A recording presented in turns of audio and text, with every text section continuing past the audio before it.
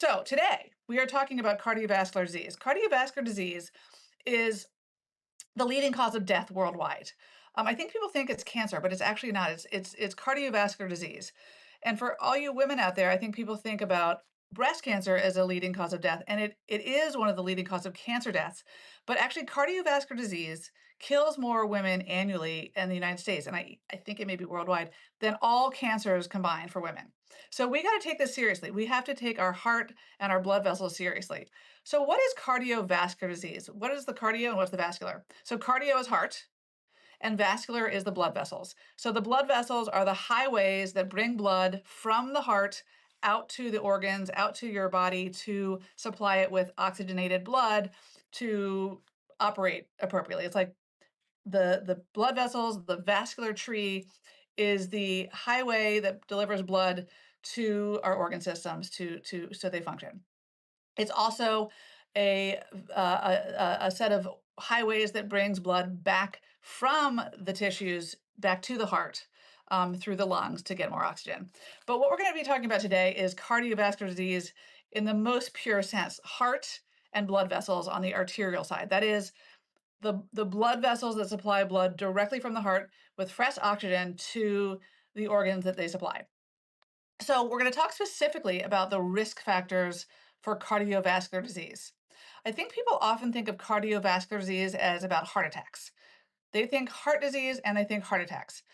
And that is true. That is one type of heart disease, coronary artery disease. And we'll talk about that. Heart disease and cardiovascular disease can mean a whole lot of other things as well. So I want to make sure we touch on that. Specifically, we're going to talk about cholesterol, we're going to talk about blood pressure, and then we'll talk about other ways to mitigate your risk for cardiovascular disease because there are many, many ways to mitigate your risk. One of the themes that I'm writing about in my book that I'm turning my draft in on May 15th, will come out next year, is that people, in my experience, seeing patients for over 20 years, think they don't have as much agency as they actually do over their health. People, in my opinion, and in seeing patients for this long, often think they don't have as much control over their health as they do, when they actually have much more control than they might think. And part of that is our fault as doctors. Part of it is that we haven't adequately messaged to patients how much leverage they have over their health, how much agency they have. And I think patients are often feeling disenfranchised from their doctor or the medical system or even from their own bodies. And they're thinking that, health is about a set of pills or a set of lifestyle rules or something like that. So today I'm going to try to break down cardiovascular disease in a little more of a nuanced way so you can understand what agency you have over your cardiovascular health. You have a lot more agency than you think. So let's talk about cholesterol first. What is cholesterol? Cholesterol is a necessary structural component of cell membranes. All the little cells in your bodies have a membrane. They have like a little barrier around them. And it's also a precursor to hormones and to making bile acids. But most people don't think of cholesterol like that. They think of cholesterol as just bad. They think of cholesterol as bad or good. So let's talk about it. When we are talking about cholesterol in my office, when I am talking about cholesterol with a patient in front of me, we're typically looking at a blood panel result. We're looking at the results of their total cholesterol level, their LDL cholesterol, that's the low density lipoprotein level. We're looking at the HDL high density lipoprotein level, and the triglyceride level. So what is it's not common knowledge, but what most people understand, I do think, is that the total cholesterol being low is better, and that the LDL, the bad cholesterol, low means better, and that the HDL, the good cholesterol, high means better. So it is true that the lower cholesterol is generally better than having high cholesterol, but there's a lot more nuance than that. So first of all, what predisposes you to having high cholesterol? What are the risk factors for having high cholesterol? The kind of cholesterol that is the stuff that can accumulate in the arteries in your body, whether it's the arteries in your heart or arteries elsewhere. What are the risk factors for high cholesterol? Number one, genetics. You can have a perfectly low cholesterol diet and still have high cholesterol. It's age. So with age, some people develop high cholesterol that they never had before. Number three is hormonal status. So that can also be age related, but for example, I see patients who go through menopause, and as their estrogen levels fall, because that is what menopause is, sometimes their cholesterol levels will float up. So it's important to understand that the risk factors are genetics, age, your hormonal status, your eating behaviors and habits. In other words, eating a diet that is full of red meat and butter and cholesterol rich foods, shellfish, um, baked goods, prepared processed foods. That's a risk factor for having high cholesterol levels. And then the other risk factor is inadequate fiber intake. So if you're not eating enough fiber, you can have high cholesterol levels. Lifestyle in terms of exercise also plays a role. So another risk factor for high cholesterol is inactivity or relative inactivity. So in other words, cardiovascular exercise can help reduce cholesterol levels. And then there are other things that can raise cholesterol. Certain medications can increase your cholesterol. Interestingly, people who take Accutane, like adolescent teenagers who take Accutane for really difficult to control acne, can develop high cholesterol from that medication. So it's genetics, it's age, it's hormonal status, it's what you eat, it's how much you exercise, it's medications, and then it's just a whole host of other minor risk factors. Those are the things that can cause high cholesterol. And again, when we're talking about cholesterol, we're talking about the total cholesterol and the LDL cholesterol. Let's talk about the LDL cholesterol in particular. The LDL cholesterol matters the most to me. As a physician, I look mostly at the LDL. Patients, of course, when they get their lab results through LabCorp or Quest, they look at the whole panel. And they also look at the red. They look at the things that are red first. But as a physician, what I'm most interested in is the LDL. Why do I care most about the LDL, the low density lipoprotein? That is because the LDL is the primary target for intervention. In other words, the totality of data about risk for cardiovascular disease when it comes to cholesterol as one risk factor for cardiovascular disease is about the LDL. That's the target for intervention. In other words, we now know that the goal LDL cholesterol that you should ideally have depends on who you are. Let me say that again. The LDL goal that you should ideally have depends on who you are. What are your other risk factors for cardiovascular disease? It's not a one size fits all recommendation. This is why I recoil at LabCorp, for example, saying that a, a cholesterol level of 101, anything over 100, gets flagged red. Because a cholesterol level of 101 or 102 in someone who's completely healthy, no high blood pressure, no diabetes, and they're 30 years old exercising is actually a normal cholesterol. So depending on who you are, we have different cholesterol goals. Why is that? It's not that we care more about people who have risk factors and we want them to live longer and therefore we're more aggressive. No, it's that we know that you don't need to have a lower cholesterol level based on our understanding of cardiovascular disease. If you have normal blood pressure, you're not diabetic, you're young and healthy, we will tolerate your LDL cholesterol being up to 130 because we know from the totality of data that your risk for heart attack, stroke, atherosclerosis, cardiovascular disease is no greater when your LDL is 130 versus if it was lower. In other words, we don't just put every single person on cholesterol medication and recommend modifying their diet and exercise just for a single LDL universally across the board. Let's get more specific.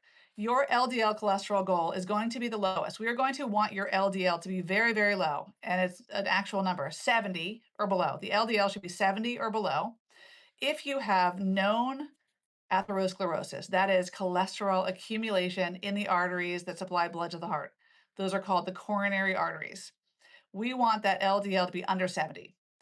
It's not arbitrary. We did not just put our finger in the wind and say, oh, wow, I think I'd like that number to look prettier. Let's make it 70. No, the reason why we target the LDL to be under 70, 70 or below, for people with known atherosclerosis, coronary artery disease, or other vascular atherosclerosis, cholesterol accumulation in the arteries, is because we know that people who are brought down to that level of LDL 70 or below do better in terms of their cardiovascular outcomes.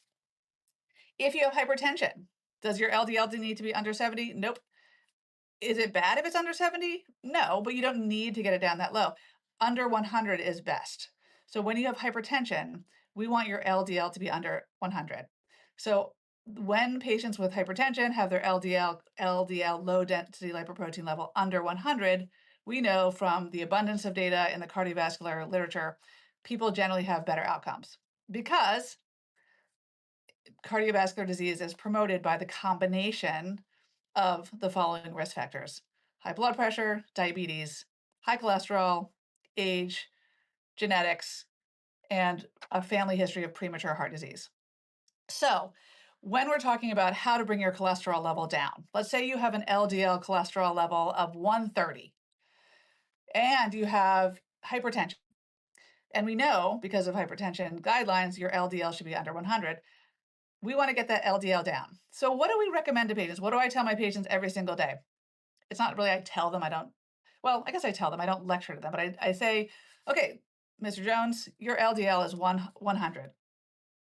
Your HDL is high, that's nice, but what I'm really looking at is at the LDL because that's the therapeutic target for intervention. How do we get the LDL down?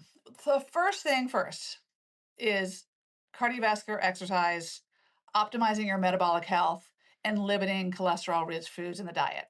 So those are the number one recommendations, not just because they lower cholesterol, but because they are good for you in general.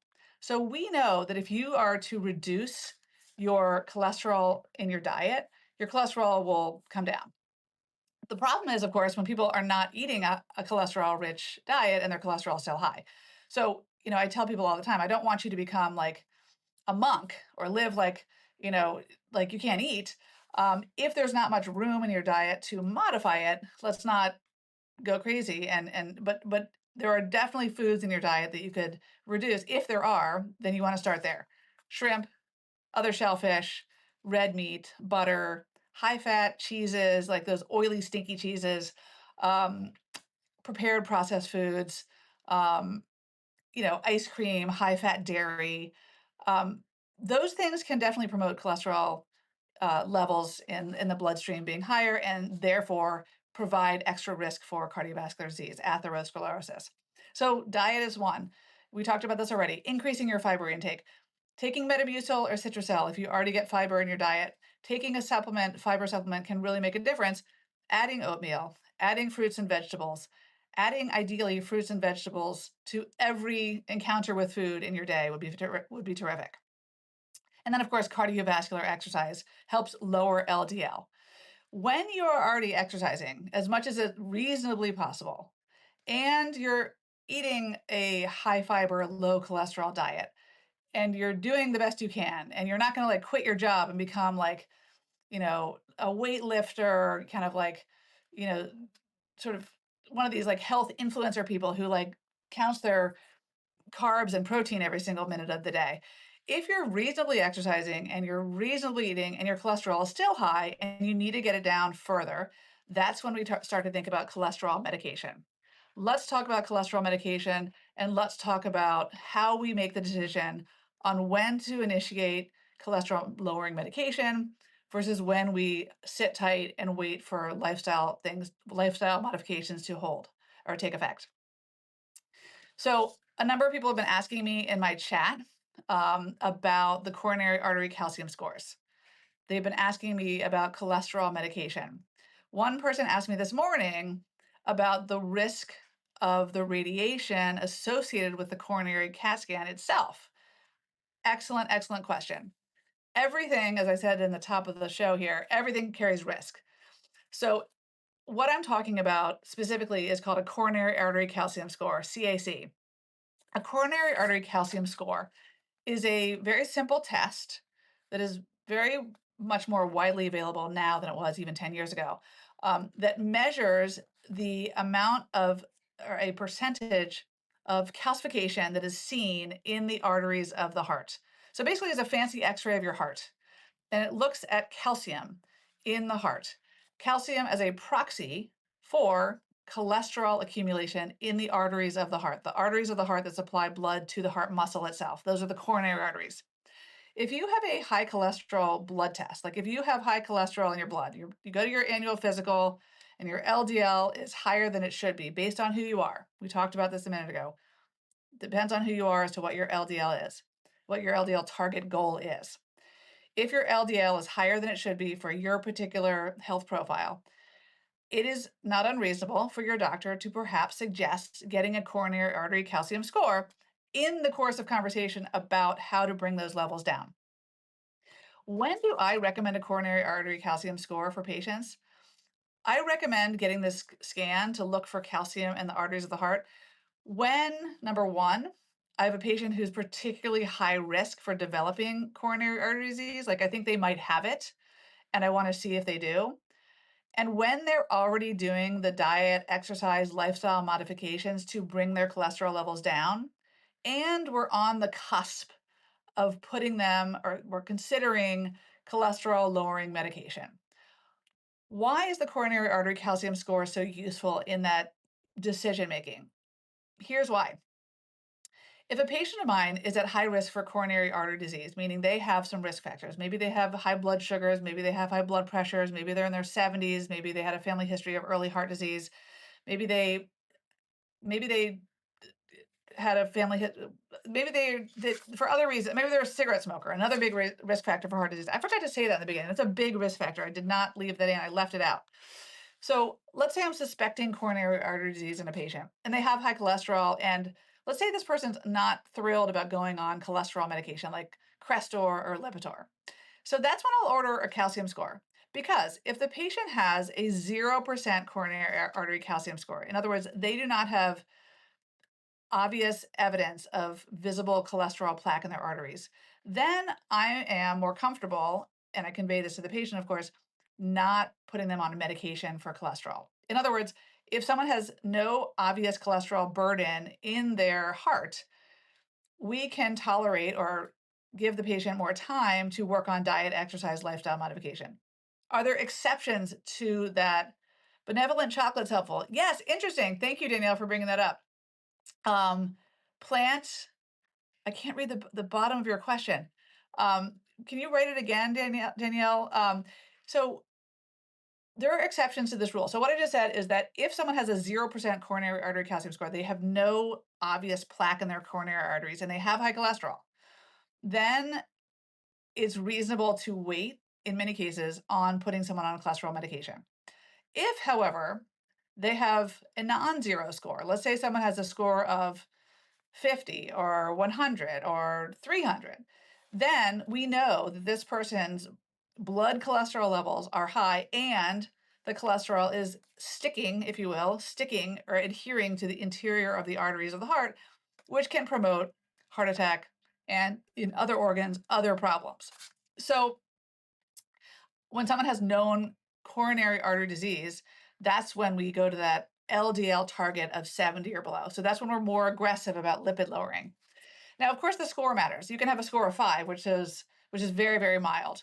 You can have a coronary heart score, this CT I'm talking about, that's 5. So that's a really, really mild amount of cholesterol plaque. So still, though, the guidelines would say you want that LDL to be under 70. If you have a coronary heart score on the calcium score, the CT, that is 500, that's significant coronary artery calcification, that's significant coronary artery disease, and I would run, not walk, to the pharmacy to get Crestor or Lipitor to bring that LDL under 70.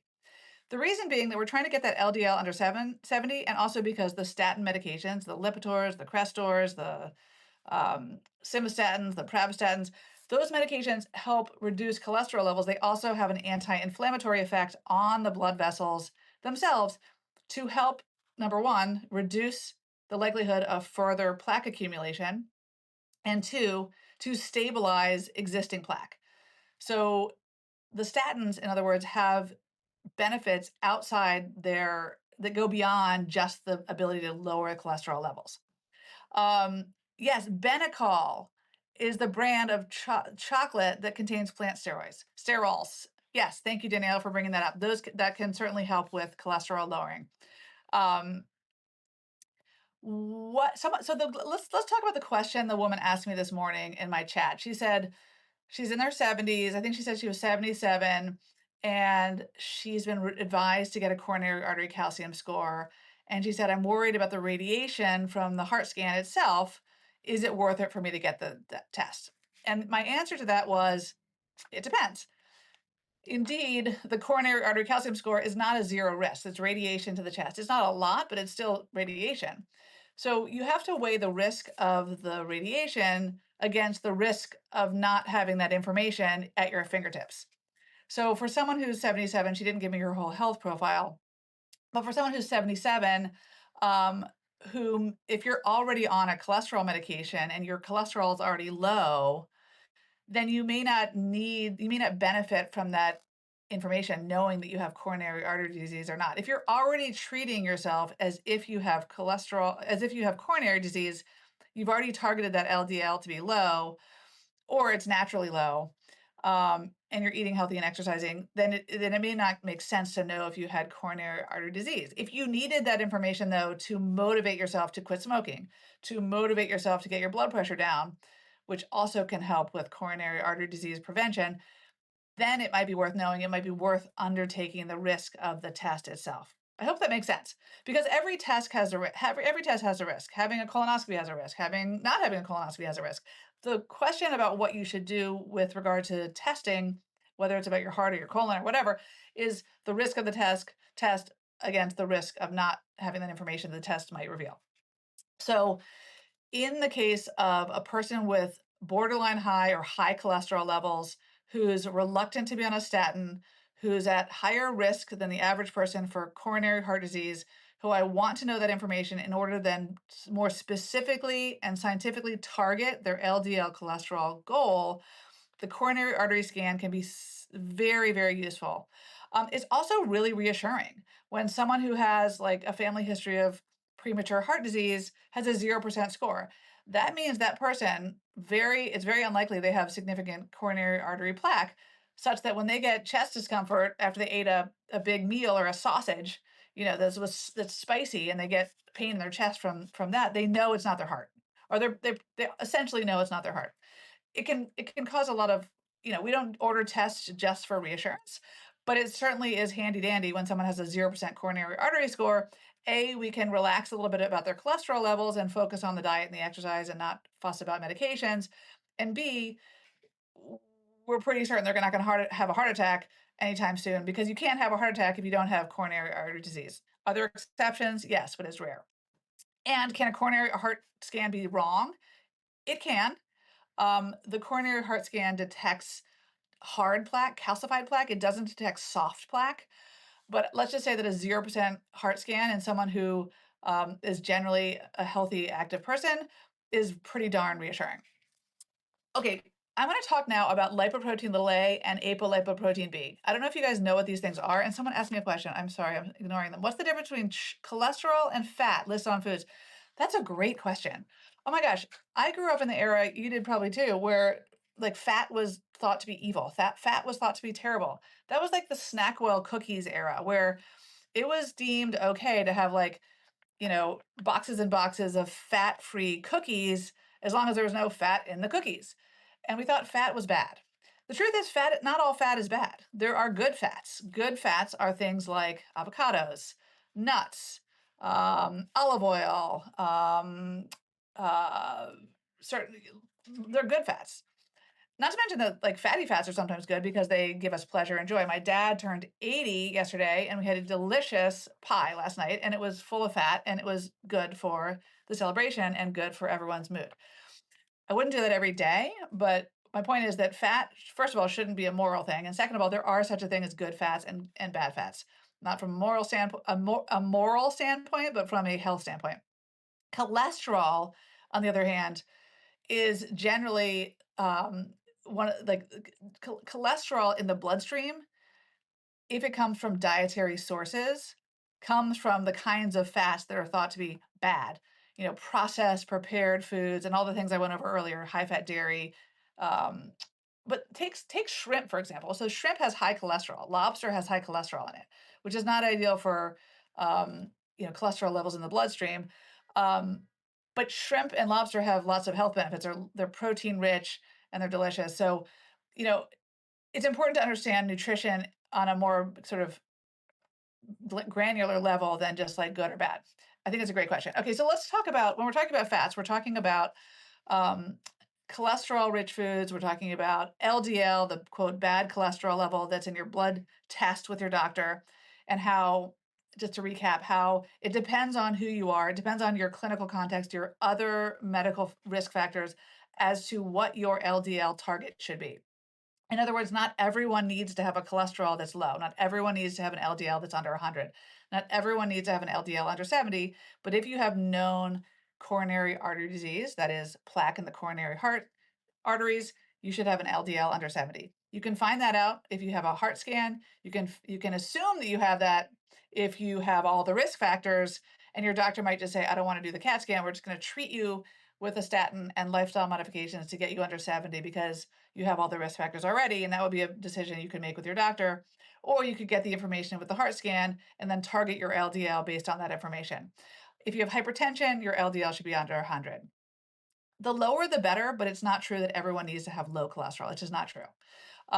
It's also debatable as to how much blood cholesterol levels actually contribute to cholesterol accumulation in the arteries of the heart. So it sounds counterintuitive, but the actual accumulation of cholesterol particles in the lining of the arteries that supply blood to the heart or blood to the brain, the carotid arteries, is not just because of cholesterol levels. In fact, some people think that the cholesterol levels have nothing to do with cholesterol accumulation in the arteries. That sounds counterintuitive, but if you think about it, it does make sense. What causes these cholesterol accumulations to occur? It's stress on the arteries, it's inflammation in the arteries, it's a combination of, as I said in the beginning, the risk factors of high blood pressure, which adds pressure to blood vessels, cigarette smoking, which adds inflammation to blood vessels. It's diabetes, the high blood sugar causes inflammation in blood vessels, and then it's family history, age, etc. So if you think about your blood vessel, if you think about a long tunnel, and there are different layers in the wall of the blood vessel, and there's shear stress along the lining of the wall, along the lining of the tunnel because of high blood sugars over time, because of high pressure over time. Um, that's when the cholesterol can sort of creep, if you will, inside the very thin lining of the blood vessels and accumulate over time. So, in other words, I have patients, and this is true in general, who have normal cholesterol levels, who have coronary heart disease. They have normal cholesterol levels. They are exercisers, they eat healthy, or maybe they don't exercise and eat healthy, but they have normal cholesterol levels, and they still have coronary heart disease. So cholesterol is not the only risk factor for heart disease. So let's talk about the lipoprotein little a and the apolipoB. So these two blood tests, these are blood tests. These are particles in the blood that you can test for with your doctor if your doctor thinks it's appropriate. These two dudes have come on the scene in the last couple of years. I think I hear Peter Attia talking about it. Um, Thank you, Felice. You're asking this question. Should a coronary scan be repeated if you have a zero calcium score and a good cholesterol and high LPA? So that's what I'm talking about. The lipoprotein little a and the ApoB, we have a lot more to learn about the lipoprotein A and the apolipoB, but there are two particles that you can test for in the blood that separately can indicate a higher risk for atherosclerosis or premature heart disease or just plaque accumulation in the heart arteries that supply blood to the heart or supply blood to the brain or in other arteries in the vascular tree. So I have a couple patients, actually more than a couple, who have normal cholesterol levels and a high lipoprotein little a. We don't know to what degree that lipoprotein little a is a factor. We can't tell if it's like, a five-alarm fire if your LPA is high, and that means you're inevitably going to get a, coronary heart disease or develop atherosclerosis, or if it's a minor risk factor. But we're learning a lot more. In fact, there are clinical trials ongoing right now to study a medication that targets the lipoprotein little a to see if bringing it down not only makes the number in your blood test look prettier, but improves cardiovascular outcomes. Like, right? Because we don't just care about the numbers looking prettier. We care about, like, so what? Do people have fewer heart attacks? Do people have fewer strokes?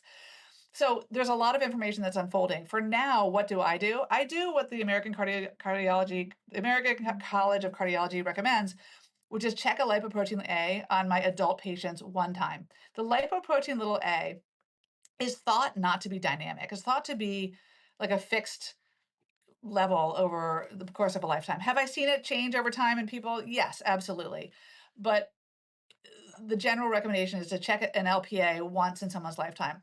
And if you're someone who has a high LPA, lipoprotein little a, and normal cholesterol levels, yeah, that gets your attention. That gets my attention. Maybe this person is at higher risk for cholesterol accumulation, even though they have normal cholesterol levels. So that's someone who I'm more aggressive with risk reduction. I'm definitely tell them that that puts you at higher risk. Therefore, exercising is even more important than it was before. Eating a high fiber diet, low cholesterol diet matters even more than it did before. Quitting smoking matters more now than it did before. Getting your blood pressure under control matters more now than it did before. Does it inform my ordering a coronary artery CAT scan? It depends. So if the patient is has a number of risk factors like cigarette smoking, hypertension, and a high LPA, I might decide to do a coronary artery score. And if it's positive, then bam, you're all of a sudden your LDL score, your LDL target goal is under 70. What do you do if you've had a coronary artery score already and it's zero, or it's not zero? And when do you get another one? Like what's the time interval between scores? Should you have a coronary artery calcium scan every 5 years, every 10 years, every year? What is it? We don't have an algorithm for this. And this is why, this is why I love my job, is because you know, most of what I do isn't algorithmic, it's judgment. So, for example, I have a patient who 10 years ago, 2014, so 11 years ago, had a coronary artery calcium score. It was zero. And he has borderline high cholesterol.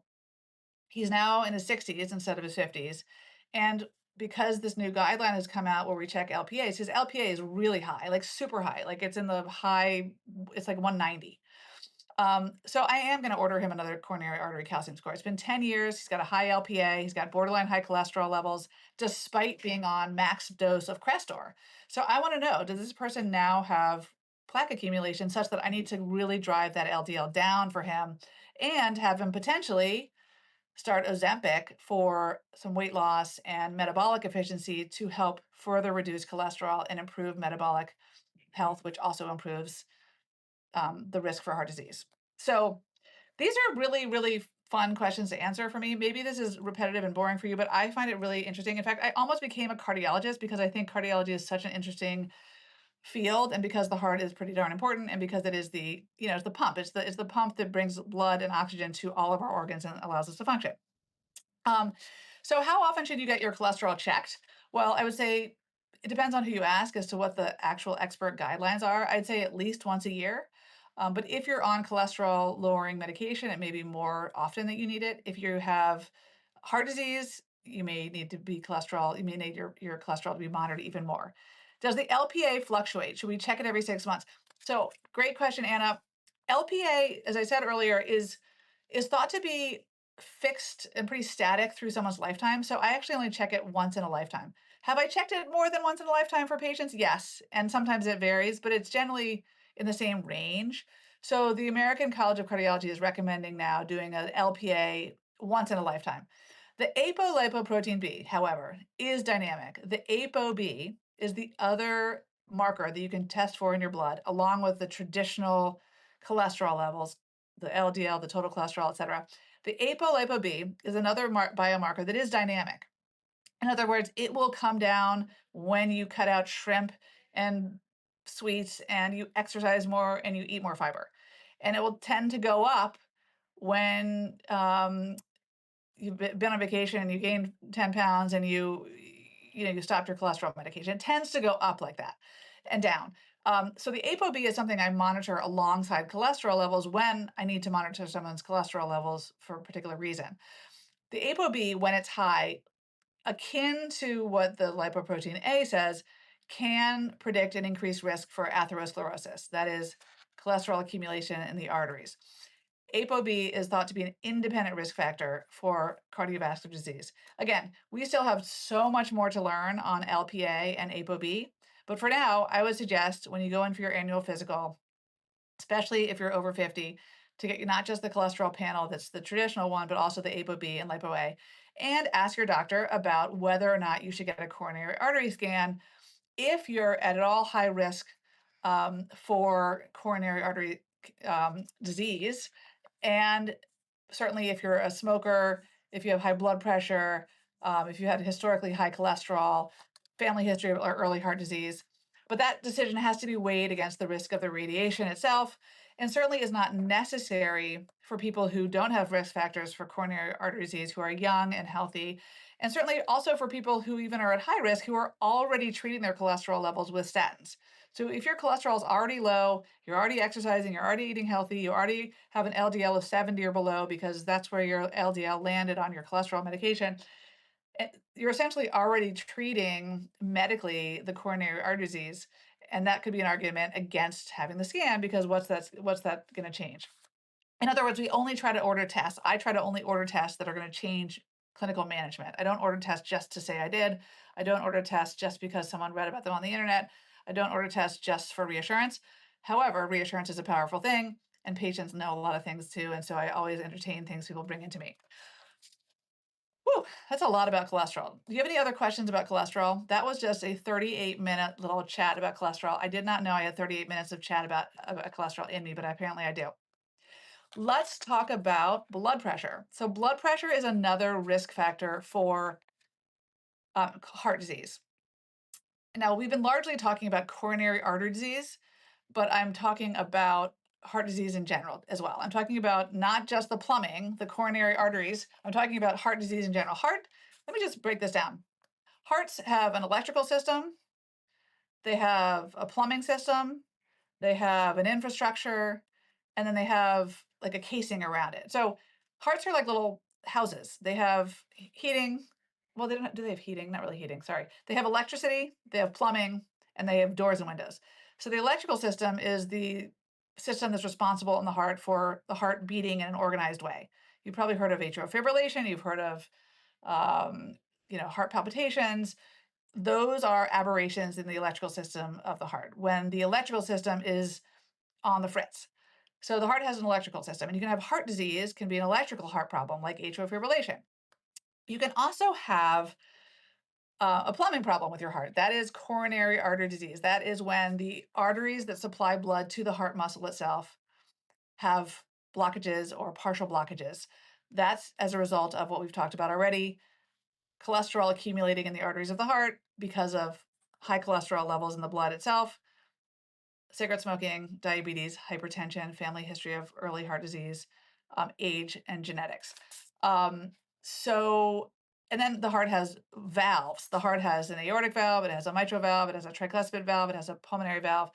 These are the valves, the doors and windows that bring blood appropriately through the heart to then pump into the lungs on the right side of the heart, into the extremities, and to the organs on the left side of the heart. So, heart disease can mean a lot of different things. For most people, it means like heart attacks and coronary disease, but heart disease can mean a lot of different things. And high blood pressure, which is what we're going to talk about next, is a risk factor for numerous kinds of heart disease. High blood pressure over time, if untreated, in particular, if it's untreated, can predispose people not just to coronary heart disease, but also to atrial fibrillation, to thickening of the heart muscle itself, so left ventricular hypertrophy.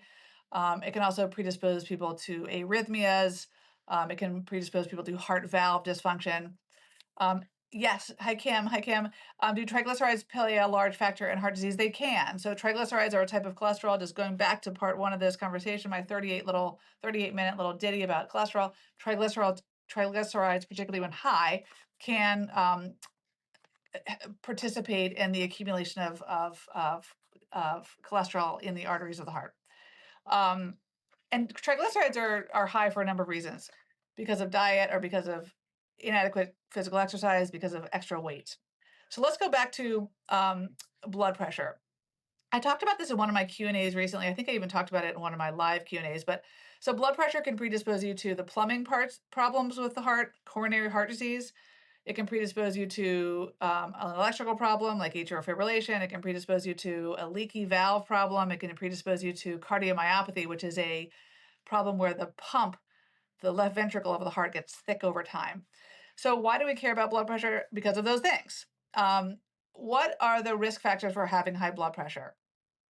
So high triglycerides is typically over 150. Some labs say over 100, but anything over 150 is high for sure. By the way, if your triglycerides are high on your LabCorp blood tests and you've eaten, The triglycerides are those are not you have to actually fast to have an accurate triglyceride level. Like, you have to fast for 12 hours to have an actually accurate triglyceride level. So, I have patients all the time who have non-fasting blood tests and their triglycerides are high, and I'm like, "What did you eat something?" And they say, "Yeah, I had a banana and peanut butter, it has no cholesterol, but their triglycerides are high because they ate." So, just be careful not to panic if your triglycerides look high and it's because you ate. Okay, I'm gonna stick with the blood pressure. Let's go back to blood pressure, people. Let's stay on task. Blood pressure. What are the risk factors for high blood pressure?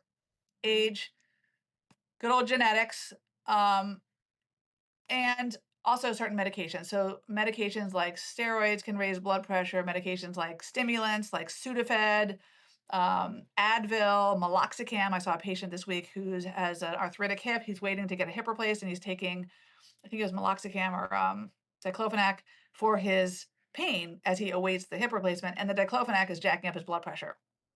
It can also be caused by physical inactivity, overweight or obesity. It can be caused by sleep apnea. Had a patient in a couple weeks ago who has a small oral aperture, not much room in the back of her mouth, reports snoring, and has high blood pressure. She has sleep apnea until proven otherwise. We will get a sleep study. If she has apnea, she'll get on CPAP. And if she gets on CPAP, her blood pressure might actually come down. So sometimes there are reversible causes of hypertension, high blood pressure, such as sleep apnea, such as medications, such as inactivity or obesity. Not that those things are easy to reverse. Alcohol use can definitely raise blood pressure. Alcohol, when you're actually drinking it, when you're sitting there on a Friday night, hint, hint, hint, drinking alcohol probably feels really good and your blood pressure is coming down because it's relaxing you. But if you're in the habit of drinking alcohol, alcohol can really raise blood pressure. So it's one of the reasons why I think alcohol is not good for us because it's not good for our heart. It's not good for our blood pressure. It's not good for atrial fibrillation. And even though it's maybe no fun, I counsel patients as much as I can to limit as much as they can their alcohol intake. As I've said before, I love alcohol, but it does me no favors. So I really don't drink much. And I think if you can cut it back, you'll see your blood pressure come down. Maybe not entirely, but it will come down. Stress also raises blood pressure. This is what I talked about last week. I live in DC, which is at the epicenter of the political insanity that we're living through. And regardless of your political persuasion, I would say that every single patient I see in my office has something to say about the uncertainty and vulnerability that's in the air in DC and then around the country. That can really raise blood pressure. So, insomnia, medications, stress, all can raise blood pressure. Alcohol can raise blood pressure. Caffeine can raise blood pressure. I don't think that much, but it can if you drink a lot of caffeine. So the first thing you want to do is if you have high blood pressure, you want to go through an inventory of things that you're doing that are modifiable risk factors to help bring your blood pressure down. Transcendental meditation has been shown to reduce blood pressure. Treating sleep apnea has been shown to reduce blood pressure. Limiting alcohol, getting more exercise. Exercise is good for just about every single thing under the sun, from your heart electrical system to the blood pressure to your blood sugar to just general cardiac prevention. All of those things are great for blood pressure. What do we do when your blood pressure is high? Well, first, let's talk about what is high blood pressure. Normal blood pressure, the goalposts change every now and then, and this is annoying for patients because some people have normal blood pressure one day and then the guidelines change and all of a sudden they now have high blood pressure even though their blood pressure hasn't changed. Um, a couple years ago, probably more than a couple years ago, no, I think it was 2023 or 2024, the guidelines changed. So normal blood pressure is considered under 120 on top and under 80 on the bottom.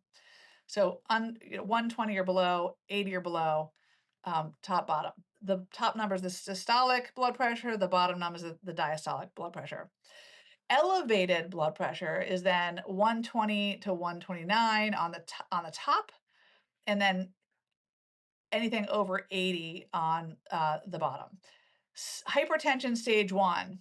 So high blood pressure stage one is 130 to 139 on top and 80 to 89 on the bottom. And hypertension stage two is 140 over 90 or above. So let's just acknowledge, first of all, that blood pressure will vary throughout the day. So it's not uncommon for me to have a patient in my office sitting nude or with a gown on my exam table. They've been sitting there for 5 minutes waiting for me to come in, and they're like nervous about something, understandably, because they're in a gown and they're in the doctor's office, and who wants to be there in the first place, and their blood pressure is high on first check. And then I check it 5 minutes later and it's normal. So that person doesn't have high blood pressure. They just have the excitement of seeing me. They have the excitement of being in the doctor's office. They have an adrenaline surge, which is normal human physiology, causing their blood pressure to go up in that moment. So we don't call that hypertension. We call that high blood pressure, or we call it elevated blood pressure as a result of an external stimulus that raises adrenaline. So you need to understand that your blood pressure will vary throughout the day. It'll go up when you've had a lot of coffee, if you had a bunch of drink the night before, alcohol wise, it'll go up if you had a lot of salt in your diet. Like if you had sushi and wine and you didn't sleep well, your blood pressure will be high the next day. Will it be high enough consistently to then call yourself high blood pressure? That is the question of the day.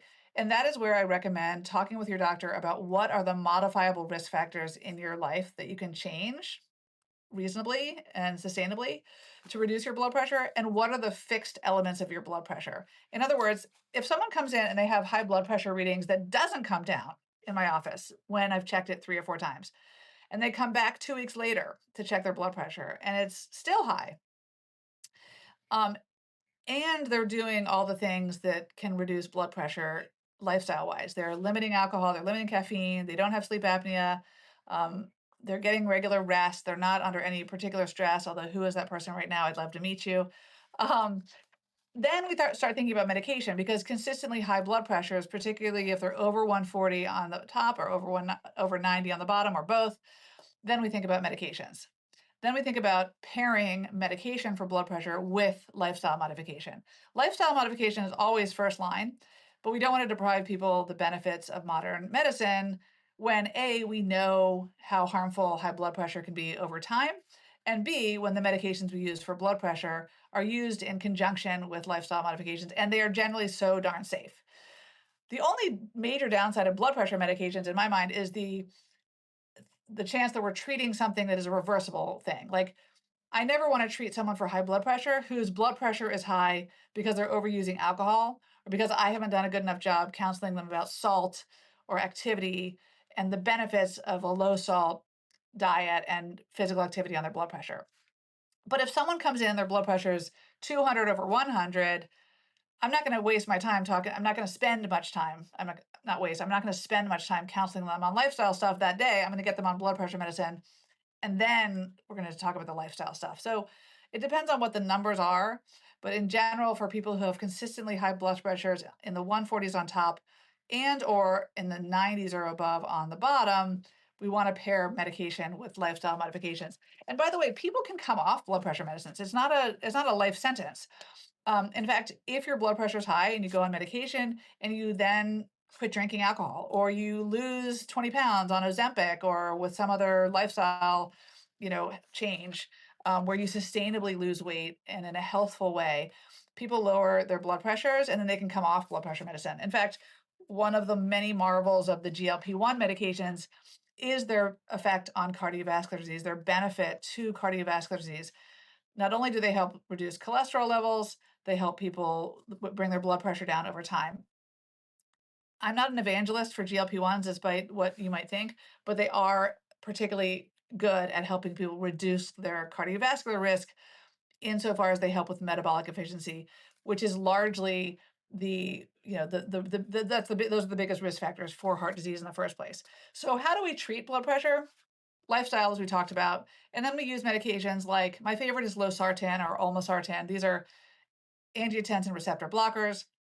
They're very safe, they're easy to take, they're once a day medications that people take to reduce their blood pressure. We used to use a lot more diuretics. I don't use many diuretics because people don't like to pee that much, and because I don't find them that effective at blood pressure reduction unless they're paired with another blood pressure medicine. We use although I use a lot of HCTZ, hydrochlorothiazide, paired with an angiotensin receptor blocker. Like, I'll use losartan with HCT in combination. Beta blockers are a very effective blood pressure medication. Beta blockers are particularly effective and indicated for people with known coronary heart disease. People sometimes complain of fatigue, so I tell them to take at night. Um, Beta blockers also have the nice advantage that they're anti-adrenaline. So for people who have anxiety or insomnia, or who have like a very twitchy, like fight or flight axis, I think a beta blocker is a nice twofer. It lowers blood pressure, and reduces adrenaline in general. You've all heard of the people who I prescribe this to my patients as well. Short acting propranolol for performance anxiety. Propranolol is a short acting beta blocker for that reason. It helps with the adrenaline that then raises blood pressure. So, how do we prevent cardiovascular disease? I think we talked about this already, but I'll just hit the highlights right now in the last 7 minutes.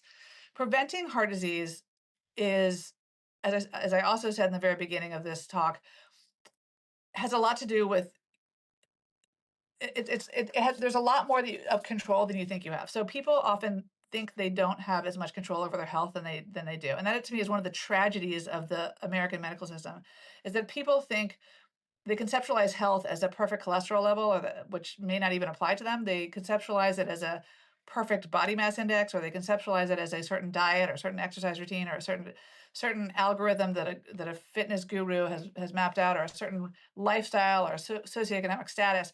When health to me is actually about it's about understanding your risks, understanding facts, understanding how to weigh the risk of doing a medical intervention versus not, and it's about access to truth about your body and your fixed risk factors and your modifiable risk factors. Because in my experience seeing patients for over 20 years, patients often don't know how much control they have over their health, and they have a whole lot. So the beautiful thing about preventing heart disease is there's so much you can do. There's so much you can do. I'm not saying these things are easy to do, but there's a lot you can do. In fact, most heart disease is informed by modifiable risk factors. So my delivery is rapid fire. It's a lot, and I'm willing to leave it to you. My piece. Your delivery is right. Yes, I talk very fast. Thank you for that feedback. That is good. That is good. I could definitely slow it down. So the good news is that you have a lot more control over your heart disease risk than you think. So one of the things that we talked about already is exercise. I know that everybody in who's listening right now has already heard from their doctors, exercise, exercise, exercise. We beat the drum of exercise and diet like nobody's business. The problem we often don't do is we often don't give people the what. We don't give you like the prescription, like here's the specific, ways to exercise that will meet your needs and will meet you where you are. Because there's not one exercise program that's perfect for everybody. So what I would say is find the best exercise program for you is the exercise program that you will stick to, the exercise program that you like. If you liked dancing when you're a kid, find a dance class, find a ballroom dancing class. If you like hiking, I would try to do more hiking. If you find that you have a bum hip, maybe you want to learn how to swim. So whatever exercise you're willing to stick to, that's the exercise you should do. We already talked about this as well. Healthy eating. So low cholesterol, high fiber diet is a great way to improve your cardiovascular risk. It's not easy to do, especially given the American food system. It's expensive to eat healthy. It's a lot quicker to eat on the fly. But if you can pick for lunch, for example, like I just went out to the little cafe across the street for lunch today. If you can pick the salmon, the dark greens, the avocado, the healthy fats, and the protein and high fiber, you're doing yourself a favor. People ask me about eggs all the time. Are eggs bad for you? Eggs, I think of as a superfood. They are high in protein. They are high in healthy fats. And they do have cholesterol, but they're not thought to be the bad cholesterol. I'm going to have to get back to you on the specifics on that. I see patients who eat eggs every single day and their cholesterol is low. And then I see people who don't eat eggs suddenly eat more eggs and their cholesterol goes up. I think it depends on the person, but I would say that in general, I wouldn't eliminate eggs from your diet if you're trying to reduce cholesterol. I don't think that that is going to have a massive impact on your cholesterol levels in your blood. Um, Limiting alcohol consumption. I've said this a million times, but the more you can limit alcohol, the better your heart will be. There's actually no health benefit from alcohol. People can disagree about that. And certainly the best argument for alcohol to me is that joy and social life is part of health. And that is, yes, that is an intangible measure of health. But in terms of heart disease, alcohol is just not good for it. Atrial fibrillation, blood pressure, blood sugar, all are potentially made worse, if not caused by alcohol. Cigarette smoking. Cigarette smoking is I mean, people don't smoke like they used to, but cigarette smoking is definitely not good for the heart. It increases inflammation in the vascular tree, which predisposes to the stickiness of cholesterol to the blood vessels. Sleep is a really important way to improve your cardiovascular health. Getting 7 to 9 hours of sleep would be ideal. You may be throwing your head back laughing, thinking that's impossible, but getting good sleep is actually a really important intervention for your heart health. Um, and then, of course, talking to your doctor, getting your information, understanding what your particular LDL cholesterol goal should be. As I said in the very beginning, I think there's a myth that everyone's cholesterol level needs to be a particular number or needs to be particularly low. It's just not true.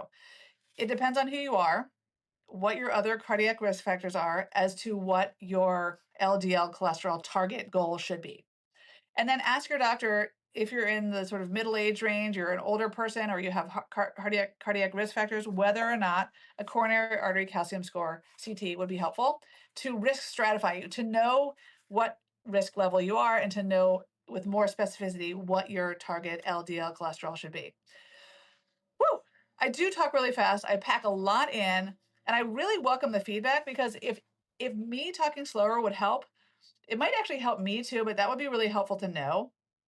Um, because I get excited about these topics and I want to convey a ton of information and I tend to talk really fast. So if that's too much, tell me because I could put all of that in like I could do that over 2 weeks. I welcome feedback. Like this is for you guys. This is not for me. This is not an ego thing. This is for you to help convey information. And if it's coming too fast and furious, please LMK. Oh, thank you, Marianne. You love my voice and my pacing. That's great. I talk so fast though. I talk slower with my own patients, but I really do want the feedback. If you think it's oh, you like the fact that I talk fast. All right. Well, maybe I should speed it up then.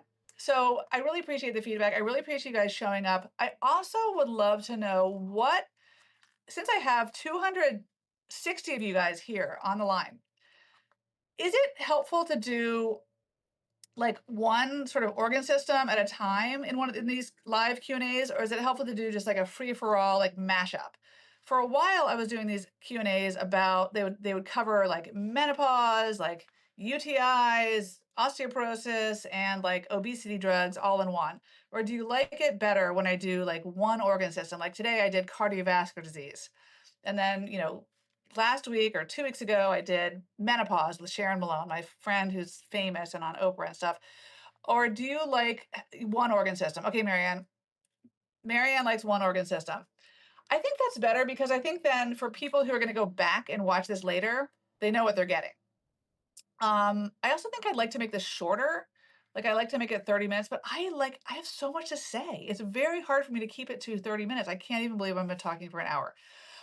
Anyway, those of you who feel like it, I'd really appreciate it if you would write in to my Substack about what you want to hear more about, um, what format is best, and then also tell me one or two systems are better than a bunch. Yeah, I agree with you. Also, tell me, is this a good time? Is 3 p.m. on Friday good? It's really good for me, but sometimes it's not because sometimes I just want to like fool around on a Friday afternoon. I mean, I'm still caring for patients until 4:30 when the phones go off, unless I'm on call, then I'm on for the whole weekend. But is this a good time of day, or would you rather do this at like 8 p.m. on like a Tuesday? Um, because I could be flexible. I can be flexible. My kids are older, and sometimes people like to tune into these things on 8 p.m. on a Tuesday, or 8 p.m. on a Wednesday, or 9 p.m. on a Thursday. So I really want your feedback. I want your feedback on the timing. I want your feedback on the duration. I want your feedback on one organ system, two, five. Do you like the mashup or do you like the deep dive? And then I just want to hear from you guys about what's on your mind and what's going on. The way I choose these topics is basically based on what I hear every day in my office. I mean, I'm seeing patients every day. And so I kind of go with what's trending. Stress is always trending. That is always trending. Anxiety is always trending. And then also what's happening in the news, meaning like health news. All right. Thank you guys. I do have a life. Thank you, Rick Alexander. I do. And I love educating people, and I'm grateful you're here. And I will see you for now. We'll see you next Friday at 3 p.m. Thanks for tuning in and share this with your friends. That is my ask of you. Bye bye.